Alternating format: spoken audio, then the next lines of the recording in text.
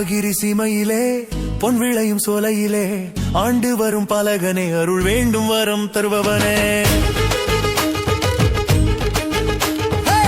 சிவகிரி சீமையிலே பொன் விளையும் சோலையிலே ஆண்டு வரும் பலகனே அருள் வேண்டும் வரம் தருபவனே. கூடார பாறை வாழும் எங்கள் பால சுப்பிரமணியா, மக்கள் குறைய தீர்க்கணுமே சிவகிரியின் ராச. சிவகிரி சீமையிலே பொன் விளையும் சோலையிலே ஆண்டு வரும் பலகனே அருள் வேண்டும் வரம் தருபவனே.